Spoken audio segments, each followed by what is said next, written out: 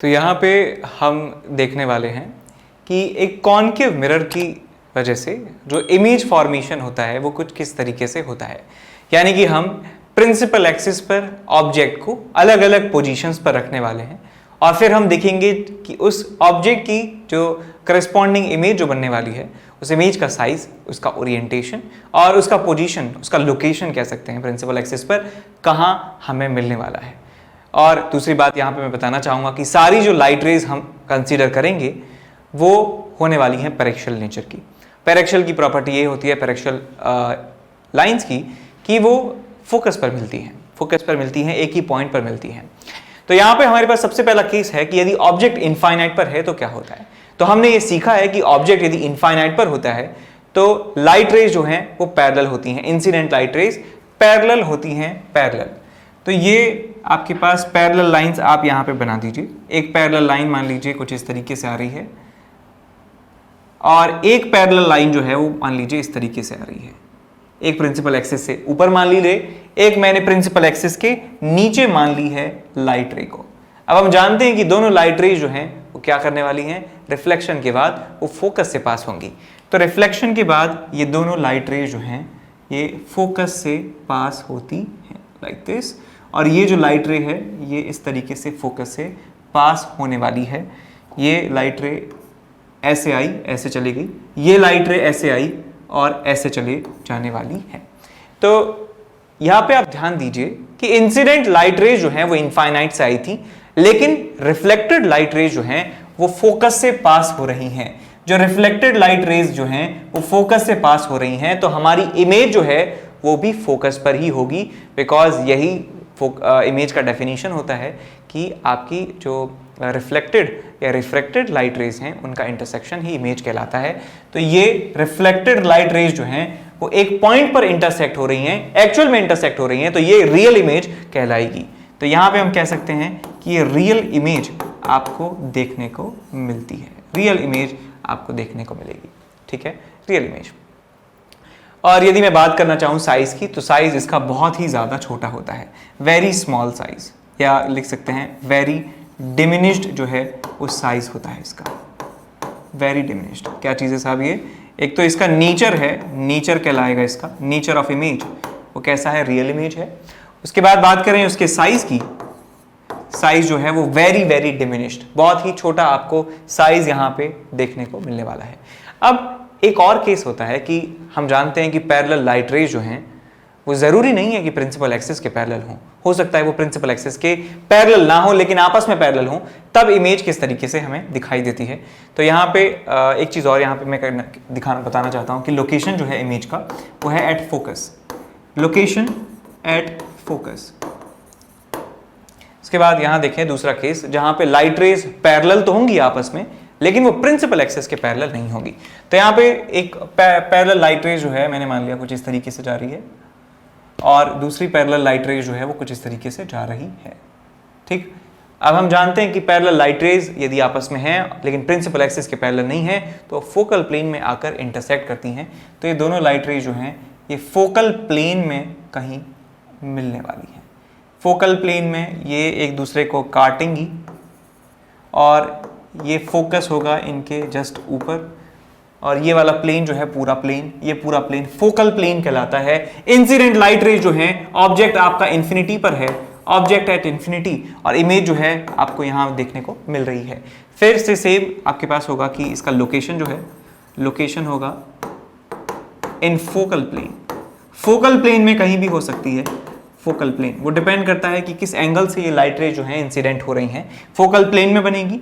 और इसका नेचर की बात करें, नेचर कैसा होगा इमेज का, वो होगा रियल, बिकॉज एक्चुअल में इंटरसेक्ट किया है रिफ्लेक्टेड लाइट रेज ने। इंसिडेंट लाइट रेज आई और रिफ्लेक्ट होकर एक पॉइंट पर काट रही हैं और एक्चुअल में इंटरसेक्शन हो रहा है, तो इसका मतलब रियल इमेज आपको यहाँ पे देखने को मिलेगी, रियल इमेज। साइज की बात करें तो बहुत छोटा साइज यहाँ पे आपको देखने को मिलना है, साइज जो है वेरी डिमिनिश्ड, वेरी डिमिनिश्ड।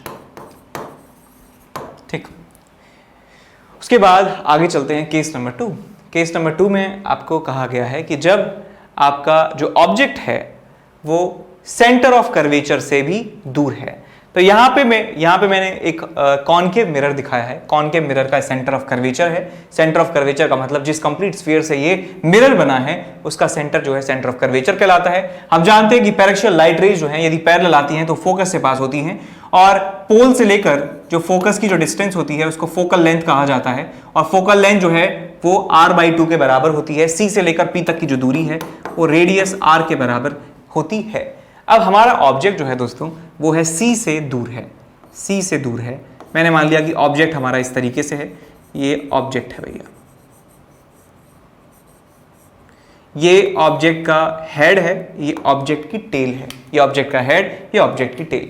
हम जानते हैं कि ऑब्जेक्ट जो है, कोई भी आपके पास लाइट का सोर्स है, वहां से infinite number of light rays निकलती हैं, यानी बहुत बहुत ज्यादा नंबर ऑफ लाइट रेज किसी भी ऑब्जेक्ट से निकलती हैं। तो इसका मतलब इस ऑब्जेक्ट के भी सर से लेकर पैर तक हर एक अंग से जो है लाइट रेज निकल रही होंगी, और वो लाइट जो निकल रही होंगी वो इस मिरर पर पड़ रही होंगी, और मिरर पे पड़ने के बाद वो वहां से रिफ्लेक्ट हुई होंगी, और रिफ्लेक्ट होके वो इंटरसेक्ट कहीं ना कहीं कर रही होंगी। इंटरसेक्ट यदि एक्चुअल में करेंगी तो वहां पर रियल इमेज हमको मिलने वाली है।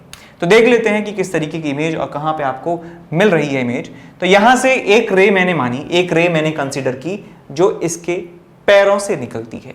यदि इसके पैरों से एक लाइट रे निकलेगी इस तरीके से, यदि पैरों से लाइट रेज निकलने वाली है, तो हम जानते हैं कि यदि एंगल ये 0 बनाएगी पोल पर प्रिंसिपल एक्सिस के साथ, तो वो इसी डायरेक्शन में लौट कर भी आ जाएगी। यानी कि यदि एक लाइट रे हम कंसीडर करेंगे इसके पैरों से जाती हुई, तो पोल पर जाकर वापस इसी डायरेक्शन में टकरा के आ जाएगी, बिकॉज लॉज ऑफ रिफ्लेक्शन यही कहते हैं। दूसरी लाइट रे मैंने कंसीडर की जो इसके सर से निकलती है। सर से निकलती हुई एक लाइट रे मैंने मानी जो पैरेलल जाती है, कैसी भी मान सकते हैं आप। मैंने मान ली कि एक पैरेलल है, एक पैरेलल लाइट रेज जा रही है इसके सर से निकलती हुई। तो हम जानते हैं कि पैरेलल लाइट रेज कैसी होती हैं, फोकस से पास होती हैं रिफ्लेक्शन के बाद। तो रिफ्लेक्शन के बाद जो है ये फोकस से पास करेगी लाइक दिस। उप्स,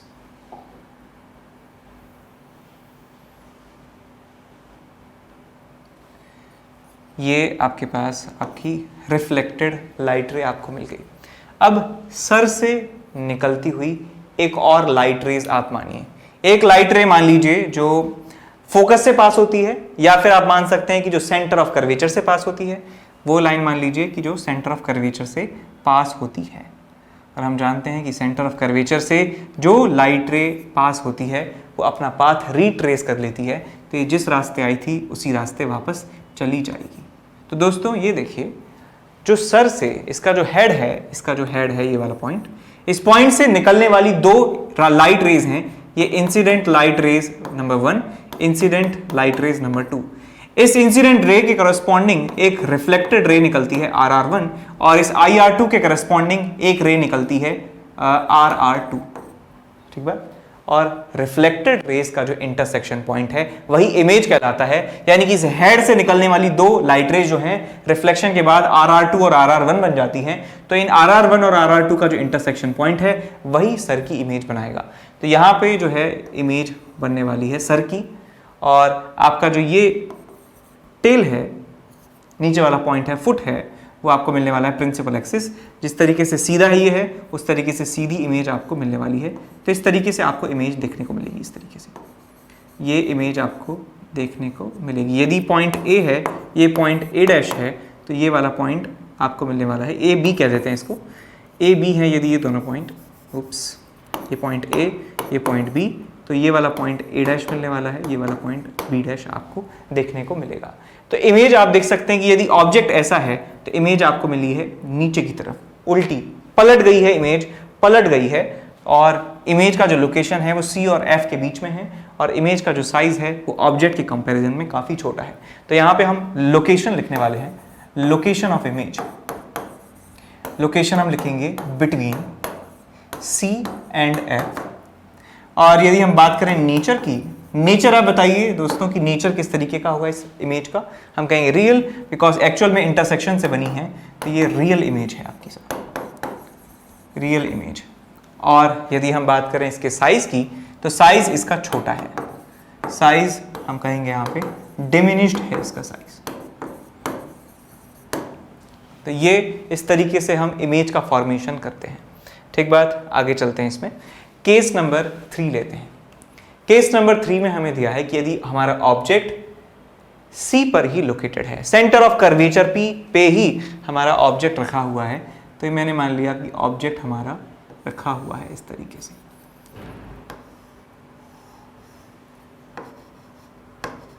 इसके फुट को कह देते हैं A, इसके हेड को कह देते हैं B। अब एक लाइट रे आप मान लीजिए जो इसके सर से निकलती है और जो फोकस से पास होती है लाइक दिस। अब हम जानते हैं कि फोकस से यदि लाइट रे आती है तो वो पैरेलल टू प्रिंसिपल एक्सिस निकल जाती है। तो लाइट रे जो है पैरेलल टू प्रिंसिपल एक्सिस निकल जाने वाली है। लाइट रे आई ऐसे और निकल गई ऐसे, ठीक। अब दूसरी लाइट रे आप मान सकते हैं या तो फोकस से निकलती हुई, या पैरेलल मान सकते हैं, या पोल पर मान सकते हैं। तो मैंने एक लाइट रे मान ली जो पैरेलल जाती है, पैरेलल टू प्रिंसिपल एक्सिस जाती है। तो यदि पैरेलल टू प्रिंसिपल एक्सिस यदि लाइट रे जाएगी तो हम जानते हैं वो किस पॉइंट से पास होती है, वो फोकस से पास होती है। तो फोकस से पास होने वाली एक लाइट रे रिफ्लेक्टेड हम यहाँ पे बना देंगे। नेक्स्ट हमारे पास है केस नंबर 3, जिसमें ऑब्जेक्ट जो है वो रखा हुआ है सेंटर ऑफ कर्वेचर पर। तो सेंटर ऑफ कर्वेचर है, मान लीजिए ये सेंटर ऑफ कर्वेचर है और इस पे ऑब्जेक्ट रखा हुआ है। ऑब्जेक्ट का जो नाम है वो ए बी है। ए जो है उसके फुट को ए कहा है और उसके जो हेड है उसको बी कहा गया है। इसके हेड से निकलने वाली मैंने 2 लाइट रेज मान ली हैं, कोई भी टिपिकल लाइट रेज आप मान सकते हैं जिनका पाथ आपको पता है। तो एक लाइट रे मैंने मानी जो प्रिंसिपल एक्सिस के पैरेलल है, वो प्रिंसिपल एक्सिस के पैरेलल यदि इस पर इंसिडेंट होती है मिरर पर तो वो रिफ्लेक्शन के बाद फोकस से पास होने वाली है। ये रहा आपका फोकस, फोकस से पास होगी। इसको मैं नाम दे देता हूं, यदि ये इंसिडेंट रे नंबर 1 है तो ये आपके पास रिफ्लेक्टेड रे नंबर 1 होगी। उसके बाद मैंने एक रे मान ली टिपिकल इसके हेड से निकलती हुई जो फोकस से पास होती है। तो मैंने एक रे यहां पे मानी, तो रिफ्लेक्शन के बाद वो प्रिंसिपल एक्सिस के पैरेलल होनी चाहिए बिकॉज ये फोकस से पास होती है। तो यदि मैं इसका नाम दे देता हूं कि ये IR2 है तो ये रिफ्लेक्शन के बाद क्या कहलाएगी, RR2। अब RR1 और RR2 का जो इंटरसेक्शन है वो कहलाएगा आपका इमेज, बिकॉज ये रिफ्लेक्टेड लाइट रेज हैं। IR1 IR2 का इंटरसेक्शन ऑब्जेक्ट कहलाएगा, RR1 RR2 का इंटरसेक्शन इमेज कहलाएगा।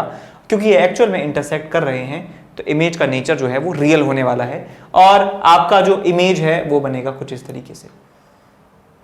प्रिंसिपल एक्सिस पे फुट रहेगा उसका हमेशा और इसका जो हेड है वो रहेगा आपके इंटरसेक्शन पॉइंट पर।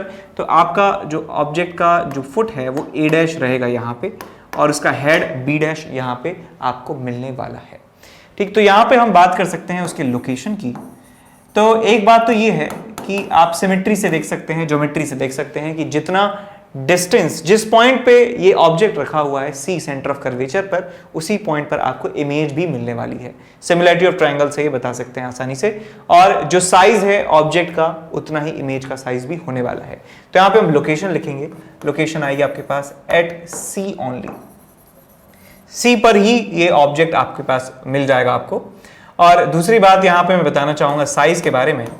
साइज होने वाला है एग्जैक्ट सेम आपको साइज का इमेज मिलने वाला है। उसके बाद बात करें उसके ओरिएंटेशन की, नेचर की बात कर लेते हैं। नेचर जो है वो रियल आपको मिलने वाला है, रियल इमेज। उसके बाद बात करें ओरिएंटेशन की, यानी कि ये पहले ऑब्जेक्ट ऐसा था, उसके बाद इमेज जो है वो उल्टी बनी है, तो हम कहते हैं कि इसका ओरिएंटेशन जो है, ओरिएंटेशन वो है कैसा भैया, इन्वर्टेड इमेज है, इन्वर्टेड। पिछले सवाल में भी, पिछले केस में भी हमने यहाँ पे ओरिएंटेशन नहीं लिखा था, इसका भी ओरिएंटेशन लिख सकते हैं कि ये भी इन्वर्टेड इमेज है। इसका ओरिएंटेशन जो है वो आपका है इन्वर्टेड, ठीक है। नेक्स्ट इसके बाद केस नंबर 4 हम देखने वाले हैं। यहाँ पे केस नंबर 4 है कि जैसे जैसे आपने देखा होगा अभी तक आप समझ गए होंगे किस तरीके से हम केसेस बनाते जा रहे हैं। केस नंबर 1 में था कि ऑब्जेक्ट इनफाइनाइट पे था, यानी ये इस कॉनकेव मिरर से सबसे ज्यादा दूरी पर था और हम जैसे जैसे केस नंबर बढ़ते जा रहे हैं वैसे वैसे हम मिरर के पास लाते जा रहे हैं। तो सबसे पहला था हमारे पास ऑब्जेक्ट एट इंफिनिटी, दूसरा हमारे पास केस था object away from the C, beyond C, beyond centre of curvature. उसके बाद तीसरा पॉइंट था हमारे पास कि एग्जैक्ट सी पॉइंट पर यदि होगा ऑब्जेक्ट तो इमेज कहां पे बनेगी। उसके बाद अगला केस होने वाला है यदि हमारा ऑब्जेक्ट सेंटर ऑफ कर्वेचर और फोकस के बीच में है तो इमेज कहां पर बनती है। तो यहां पे हम लिखेंगे when object O is between focus and centre of curvature, centre of curvature and focus लिखना चाहिए, सी एंड एफ। तो ये आपके पास एक कॉनकेव मिरर है। कॉनकेव मिरर का ये पोल है, ये आपका सेंटर ऑफ कर्वेचर है, और इन दोनों पॉइंट्स को मिलाने वाली जो लाइन होती है उसको प्रिंसिपल एक्सिस कहते हैं। ये पोल है जी, ये सेंटर ऑफ कर्वेचर है, ये आपका फोकस है। फोकस मिड पॉइंट होगा पी और सी का। ऑब्जेक्ट आपका रखा हुआ है यहां पर, ऑब्जेक्ट रखा है यहां पर। अब ऑब्जेक्ट से आप कोई भी दो मिनिमम स्टैंडर्ड या टिपिकल जो है आप लाइट रेज मान लीजिए, उन लाइट रेज का इंटरसेक्शन पॉइंट देख लीजिए, आपको इमेज मिल जाएगी। तो मैंने एक लाइट रे मानी जो पैरेलल जाती है और फोकस से पास होती है। इस तरीके से एक लाइट रे मैंने मान ली। दूसरी आप ले सकते हैं या तो फोकस से पास होने वाली और फिर पैरेलल चली जाएगी, एक फोकस से मान लीजिए और वो पैरेलल चली जाएगी, या फिर आप मान सकते हैं कि पोल के ऊपर एक लाइट रे आ रही है। तो क्या होगा उसका कि जितना एंगल इसने बनाया है एंगल थीटा, उतना ही एंगल बनाते हुए ये लाइट रे जो है ये चली जाने वाली है। कुछ इस तरीके से आपको रिफ्लेक्टेड लाइट रे मिलने वाली है। जितना एंगल ये है उतना ही एंगल ये आपको मिलने वाला है। ठीक बात। अब इनका जो इंटरसेक्शन पॉइंट होगा बेटा वही आपका इमेज होगा। ये हेड से निकली रेज जो है यहाँ पर मिल रही हैं, तो यहाँ पे आपको हेड मिलने वाला है और टेल आपको मिलने वाली है ये।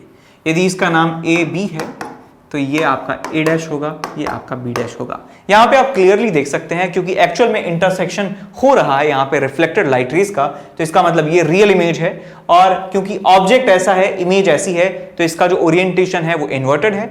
और साइज की बात करें, साफ साफ दिख रहा है कि ये छोटा ऑब्जेक्ट बड़ी इमेज, तो ये इनलार्ज्ड इमेज आपको यहाँ पर मिल रही है।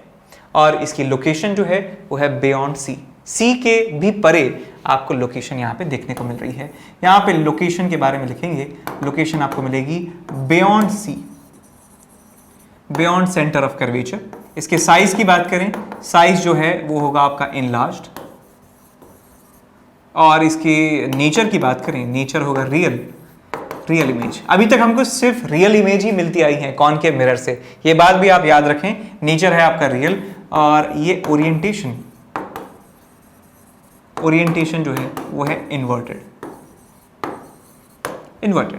ठीक। उसके बाद अगला हमारा जो केस नंबर 5 होगा उसमें हम और आगे बढ़ने वाले हैं। एग्जैक्ट फोकस जो है आपका उस पर हम ऑब्जेक्ट को रखने वाले हैं। तो नेक्स्ट हम चलते हैं केस नंबर 5 की तरफ। केस नंबर 5 इसमें लिखेंगे when object is at F, focus पर ही यदि रखा है आपका ऑब्जेक्ट तो क्या है। ये आपका कॉनकेव मिरर है, ये इसका पोल है, ये जिस कंप्लीट स्फीयर से बना है उसका सेंटर सी यहां पर है। सी और पी को ज्वाइन करने वाली लाइन कहलाती है आपका प्रिंसिपल एक्सिस, और सी और पी का जो मिड पॉइंट है वो कहलाता है आपका फोकस। ये सब फोकस, मिड पॉइंट, फोकस पर रखा है ऑब्जेक्ट। ये रहा आपका ऑब्जेक्ट। अब लाइट रेज आप निकालिए। एक लाइट रेज जो पैरेलल होगी वो फोकस से ही पास होगी इस तरीके से, और जो लाइट रे पोल के ऊपर इंसिडेंट होगी, जो लाइट रे पोल के ऊपर इंसिडेंट होगी और जितना एंगल बनाएगी ये उतना ही एंगल बनाते हुए निकलने वाली है। तो आप ये पाएंगे कि ये लाइट रेज जो हैं ये पैरेलल निकल जाती हैं। ये यहां से निकलने वाली लाइट रेज जो हैं वो पैरेलल निकल जाती हैं, और ये पैरेलल निकल जाएंगी तो इंटरसेक्शन पॉइंट कहां पर होगा। हम कहेंगे कि इनफाइनाइट, अनंत पर इनका इंटरसेक्शन होने वाला है। तो हम यहां पे लिखेंगे कि इमेज एट इन्फिनिटी आपको प्राप्त होती है, इमेज एट इन्फिनिटी प्राप्त होती है। और इसका जो साइज है वो बहुत ही ज्यादा होता है। यहां पे हम लिखेंगे कि लोकेशन जो है आपको मिल गई, लोकेशन एट इन्फिनिटी, और इसका जो साइज होने वाला है वो होगा हाईली इनलार्ज्ड आपको साइज मिलने वाला है। ठीक, इसमें हम रियल और वर्चुअल की चर्चा नहीं करते हैं यदि इनफाइनाइट पर इमेज बनती है तो। ऐसे इनफाइनाइट पे यदि ऑब्जेक्ट होता है तो रियल इमेजिनरी की बात नहीं होती है, रियल वर्चुअल की बात नहीं होती है। नेक्स्ट इसके बाद केस नंबर 6। केस नंबर 6 में हमारा जो ऑब्जेक्ट है वो रखा हुआ है फोकस और पोल के बीच में। तो यहां पे हम केस नंबर 6 में लिखेंगे कि object is placed between focus and pole. Pole और फोकस के बीच में आपका ऑब्जेक्ट रखा हुआ है लाइक दिस। ये साहब आपका मिरर है, ये मिरर है, ये मिरर का पोल है, और ये रही आपकी प्रिंसिपल एक्सिस, ये आपका सेंटर ऑफ कर्वेचर है साहब, ये आपका फोकस है। बहुत बढ़िया मूवमेंट आ रहा था हमारे पास, पौरी हो रही है वाली वीडियो बनाने का, लेकिन हमने छोड़ दिया। ये के पास पोल है साहब। अब यहाँ पे ऑब्जेक्ट रखा हुआ है। अब यहाँ से हमें 2 लाइट रेज निकालनी है इसके सर से, हेड से, और देखना है कि कहाँ वो इंटरसेक्ट करती हैं। तो एक लाइट रे मैंने बनाई इस तरीके से, पैरेलल जाएगी, पैरेलल टू प्रिंसिपल एक्सिस, तो फोकस से पास होने वाली है। फोकस से पास होगी तो ये कुछ इस तरीके से आपको मिलेगी लाइक दिस, ठीक है, फोकस से पास होगी। और एक लाइट रे जो आपको पोल के ऊपर इंसिडेंट होगी, वो क्या होने वाला है, जितना एंगल यहाँ पे बनेगा उतना ही एंगल बनाते हुए ऐसे निकलने वाली हैं। तो ये लाइट रेज आपको मिलेगी कुछ इस तरीके से, सेम एंगल बनाते हुए ये निकलने वाली हैं। तो आप यहाँ पे ध्यान से देखें कि लाइट रेज जो हैं उनमें गैप बढ़ता ही जा रहा है, यानी कि डाइवर्जिंग ये रिफ्लेक्टेड रेज आपको देखने को मिल रही हैं।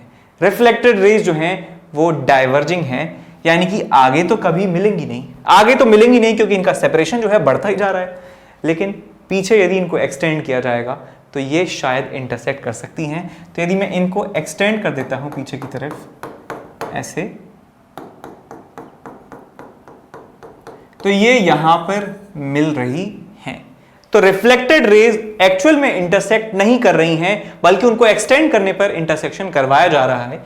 तो इस पॉइंट को इमेज तो हम कहेंगे ही, और इमेज आपकी कहलाएगी, ये आपके पास ए है, ये आपके पास बी है, तो ये ऐसी इमेज आपको मिलने वाली है। ये बी डैश आपके पास है ए डैश। तो हम कहेंगे इमेज बनती है मिरर के पीछे, इमेज बनती है वर्चुअल, इमेज पलटी नहीं है, तो हम कहेंगे कि इरेक्ट इमेज हमें देखने को मिल रही है। और सब कुछ ले लिया हमने, इरेक्ट हो गई, वर्चुअल हो गई, और साइज में बड़ी हो गई, साइज में बड़ी हो गई। तो सारी बातें हमने यहाँ पे ले ली हैं टोटल। तो अब इसकी लोकेशन की बात करें, लोकेशन इसकी होने वाली है behind the mirror. Behind the mirror आपको मिल रही है ये इमेज। इसके नेचर की बात करें, नेचर सब लोग बता सकते हैं अब कि ज़बरदस्ती इसको एक्सटेंड करवा के इंटरसेक्शन करवाया है, तो ये वर्चुअल इमेज आपको मिलने वाली है। वर्चुअल इमेज, वर्चुअल इमेज की खास बात यह है कि इनको कभी भी एक स्क्रीन पर नहीं लाया जा सकता है, स्क्रीन पर इसको कभी भी नहीं दिखाया जा सकता है, ठीक। नेचर हुआ आपके पास वर्चुअल, और क्या हुआ इसका आगे, साइज की बात करें तो साइज है इसका इनलार्ज्ड। ओरिएंटेशन की बात करें तो ये इरेक्टेड है। ओरिएंटेशन कैसी इमेज है, ये इरेक्ट है सर। तो ये बात आपको समझ में आ गई, ठीक है। आगे चलते हैं इसमें। अब कॉन्वेक्स मिरर जो है, कॉन्वेक्स मिरर, उसके सारे केसेस हम पढ़ते हैं, ठीक। नेक्स्ट हमारे पास है कि image formation due to convex mirror. तो इसमें हमारे पास सिर्फ 2 ही केसेस आते हैं। तो इसमें पहला जो है केस है वो ये है कि आपका जो ऑब्जेक्ट है वो रखा है इनफाइनाइट पर, जो ऑब्जेक्ट है इनफाइनाइट पर रखा है। तो यहाँ पे हम लिखेंगे if object is eight infinite. तो इमेज हम देखेंगे कि कहां पर बनती है, और इमेज का नेचर है, साइज है, लोकेशन है, वो क्या क्या होती है। तो यहां पे मैंने एक टिपिकल कॉन्वेक्स मिरर यहां पे मैंने बना दिया।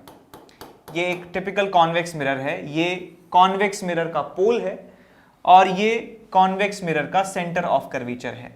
इन दोनों लाइंस को, यदि इन दोनों पॉइंट्स को ज्वाइन करने वाली लाइन यदि हम देखें तो उस लाइन को कहा जाता है प्रिंसिपल एक्सिस। प्रिंसिपल एक्सिस इसे कहा जाता है। तो भाई यहाँ पे यदि कोई ऑब्जेक्ट इन्फिनिटी पर होगा ऑब्जेक्ट इन्फिनिटी का मतलब है कि लाइट जो है वो पैरेलल आ रही होगी, पैरेलल। तो मैंने मान लिया एक केस में कि पैरेलल टू प्रिंसिपल एक्सिस यदि लाइट आ रही है तो क्या होता है, यदि पैरेलल आ रही है प्रिंसिपल एक्सिस के, ये लाइट रेज जो हैं आपको देखने को मिल रही हैं इस तरीके से। तो रिफ्लेक्शन के बाद जो लाइट रे हैं वो क्या होने वाला है उनके साथ, इस तरीके से जो है वो चली जाएंगी, इस तरीके से जो है वो रिफ्लेक्ट हो जाएंगी। और इन रिफ्लेक्टेड लाइट रेज को यदि हम एक्सटेंड कर दें, यदि इनको एक्सटेंड कर दिया जाता है, इनको एक्सटेंड कर दिया जाता है, तो कहीं यहाँ पे आकर वो मिलती हैं और इस पॉइंट को कहा जाएगा फोकस। और क्योंकि रिफ्लेक्टेड लाइट रेज का इंटरसेक्शन यदि हम देख रहे हैं तो इसका मतलब ये इमेज है, ये कहलाएगी आपके पास इमेज कहलाएगी, इमेज। एक्सटेंड करने पर मिलाया है, एक्सटेंड करने पर हमें इंटरसेक्शन मिला है, तो ये जो है वर्चुअल टाइप की इमेज हमें मिलने वाली है। इसका जो साइज है वो बहुत ज़्यादा छोटा होगा, डिमिनिश्ड होगा, साइज जो है वो क्या होगा, डिमिनिश्ड होगा, हाईली डिमिनिश्ड कह सकते हैं, हाईली डिमिनिश्ड। और ये जो आपके पास लोकेशन है इसको फोकस कहते हैं, एट फोकस। यदि इसकी ओरिएंटेशन की बात करें, इरेक्ट होगा कि इन्वर्टेड होगा, तो क्योंकि बहुत छोटा साइज है तो हम बात नहीं करेंगे कि ये उल्टा है कि सीधा है, ठीक। तो एक केस आपके पास ये हुआ कि जब लाइट रेज जो हैं वो पैरेलल आ रही हैं प्रिंसिपल एक्सिस के, यहाँ लिख सकते हैं कि ऑब्जेक्ट जो है एट इन्फिनिटी है, ऑब्जेक्ट एट इन्फिनिटी, इमेज जो है फोकस पर मिल रही है। यदि अब दूसरे केस में हम देखेंगे कि लाइट रेज जो है वो पैरेलल तो हैं आपस में, लेकिन पैरेलल नहीं है प्रिंसिपल एक्सिस के, तो क्या होता है, तो आपके पास एक कॉन्वेक्स मिरर है, ये सब इसका प्रिंसिपल एक्सिस है, प्रिंसिपल एक्सिस, ये इसका पोल है और ये है आपका सेंटर ऑफ कर्वेचर। और लाइट रेज जो हैं वो आ रही हैं कुछ इस तरीके से,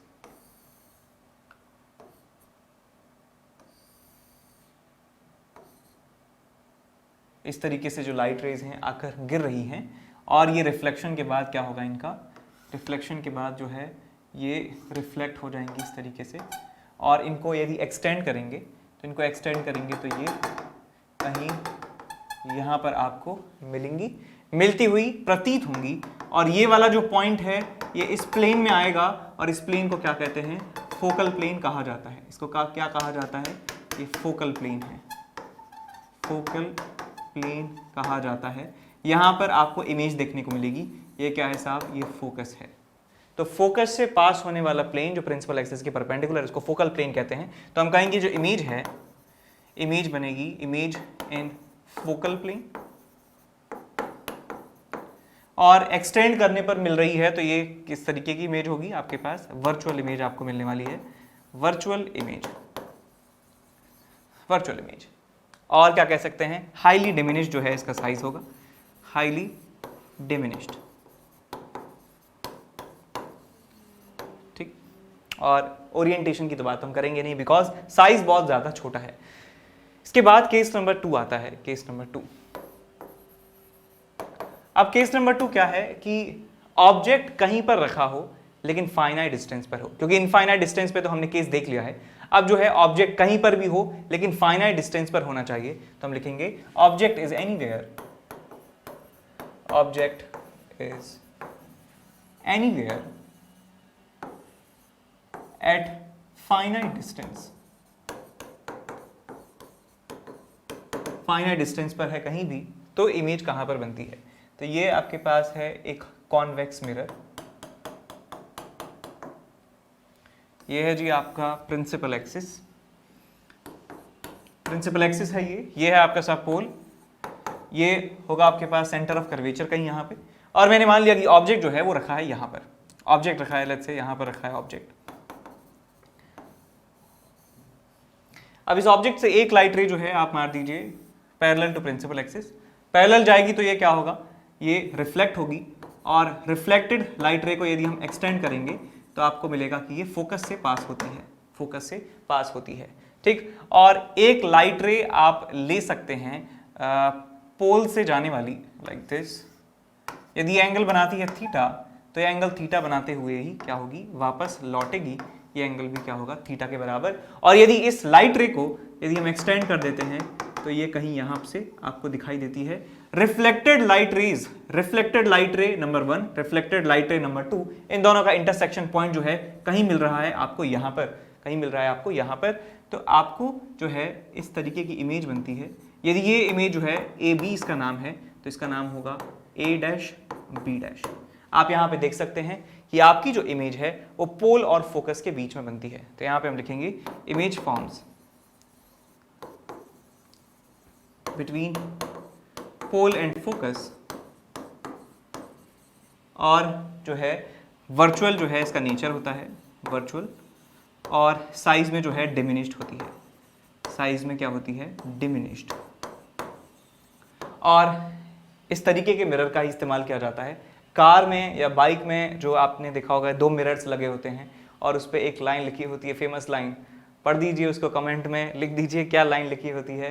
गाड़ी के रियर व्यू मिरर में, जिससे हम पीछे की तरफ देख सकते हैं, स्टीयरिंग के बगल में होता है और एक जो आपके पास शॉटगन सीट है उसके बगल में होता है, 2 मिरर्स लगे होते हैं जिससे पीछे से आने वाले व्हीकल जो है वो दिख जाते हैं। तो वो कॉन्वेक्स मिरर होता है, कॉन्वेक्स मिरर होता है। और वहाँ पे फाइनाइट डिस्टेंस पे आपका ऑब्जेक्ट रखा होता है और उसकी इमेज जो है वो पोल और फोकस के बीच में बनती है। इमेज का साइज जो है वो छोटा होता है और इमेज वर्चुअल होती है। ठीक, तो ये बात आपको याद रखनी है। और इरेक्टेड होती है इमेज, इरेक्टेड इमेज हमें देखने को मिलती है। तो इन सारे केसेस में आपने एक बात गौर करी होगी कि जो इमेजेस इस मिरर के इस तरफ बन रही हैं उनको रियल कहा जा रहा है, वो रियल इमेजेस बन रही हैं। इसके पीछे जो इमेजेस बन रही हैं वो कैसी बन रही हैं, वर्चुअल इमेजेस बन रही हैं। देखिए यहाँ पर कैमरा नहीं, यहाँ पर मिरर के पीछे जो है आपके पास इमेज बन रही है, तो ये वर्चुअल हुई। यहाँ पे देखेंगे तो यहाँ पर भी इस मिरर के पीछे बन रही है इमेज, तो ये वर्चुअल है। उससे पहले भी यदि हमने देखा था कि ये इमेज बन रही है यहाँ पर, वर्चुअल कहलाएगी। यहाँ पर इमेज जो है पीछे बन रही है, वर्चुअल इमेज। यहाँ पर इमेज जो है वो यहाँ बन रही है, इनफाइनाइट पर है तो रियल वर्चुअल की बात नहीं करेंगे। यहाँ पे इमेज मिरर के सामने बन रही है तो ये रियल इमेज मिल रही है आपको। उसके बाद यहाँ पर भी ऑब्जेक्ट का इमेज इसके सामने बन रहा है, तो इसका मतलब ये भी कैसी है, रियल इमेज है, रियल। तो ये रियल इमेजेस मिरर के सामने बनती हैं और वर्चुअल इमेजेस मिरर के पीछे बनती हैं। मिरर के पीछे, मिरर के सामने का मतलब है कि इसकी जो रिफ्लेक्टिंग सरफेस है, रिफ्लेक्टिंग सरफेस के सामने रियल, रिफ्लेक्टिंग सरफेस के पीछे वर्चुअल इमेज बन रही है। ठीक, hello my dear students, I am Neeraj Kumar Chaudhary और फिजिक्स टीचर। बच्चों बहुत सारी इंक्वायरीज आ रही हैं, बच्चे पूछ रहे हैं अलग अलग बैच में कि सर कब कौन सा बैच आपका स्टार्ट हो रहा है। तो मैं ये इन सारे प्रश्नों के जो उत्तर हैं उनको एक साथ ही दे रहा हूँ ताकि मुझे बार बार हर एक बैच में हर जगह पे अलग अलग ना बताना पड़े। ये डिटेल है। My batches for IIT JEE coming soon, यानी कि जो अब आने वाले बैच हैं मेरे, ठीक है ना, उनके बारे में मैं बता रहा हूँ। ठीक है ना, न्यू इवॉल्व यानी कि 12th क्लास का उन स्टूडेंट के लिए जो 11th से 12th मूव कर रहे हैं और थोड़ा सा लेट हो गए हैं ज्वाइन करने में, उनके लिए बैच स्टार्ट हो रहा है 5 मई से। ठीक है ना, यानी कि 2022 में जो अपना IIT JEE का एग्जाम देंगे उनके लिए एक नया इवॉल्व स्टार्ट हो रहा है। कब से? 5 मई से। ठीक है बच्चों, रेगुलर बैच है, फुल थ्योरी का बैच है, 5 मई से स्टार्ट होके समझ लिए अक्टूबर एंड या नवंबर एंड तक ये बिल्कुल खत्म हो जाएगा। ठीक है ना, इसके बाद आता है इमर्ज बैच जो कि 11th क्लास के लिए, यानी कि 10th से 11th मूव करने वाले स्टूडेंट्स के लिए जिनको 2023 में अपना IIT JEE का एग्जाम देना है, उनके लिए बैच स्टार्ट होगा 20th मई से। ठीक है ना, 20th मई से उनके लिए न्यू बैच स्टार्ट होएगा इमर्ज का। ठीक है ना, तो बच्चों मेरा ये एक ही बैच होगा, इसी के लिए आपको इंतजार करना है, इसी में एडमिशन लेना है, कहीं और नहीं जाना। ठीक है, एक्सेल बैच ड्रॉपर्स के लिए, यानी कि जो बच्चे इस साल 12th क्लास में हैं, ठीक है ना, अपना बोर्ड दे के वो नेक्स्ट ईयर प्रिपरेशन करना चाहते हैं, उनके लिए एक्सेल बैच है जो कि इसी साल यानी कि 2022 में जिनको अपना IIT JEE का एग्जाम देना है उनके लिए बैच स्टार्ट हो रहा है 29 मई से। ठीक है बच्चों, ये 12th पास लोग हैं। तो ये इन्फॉर्मेशन थी मेरे बैचेस के बारे में। ठीक है बच्चों, और इनके अलावा शायद ही नेक्स्ट बैच कोई स्टार्ट होंगे क्योंकि इतने में ही मेरा फुल टाइम कवर हो जाता है। ठीक है बच्चों, चलिए बेस्ट ऑफ लक। मेरी आपसे यही रिक्वेस्ट है कि प्लीज़ मेरे लिए थोड़ा सा इंतजार करिए और इसी बैच में एडमिशन लीजिए। Thank you.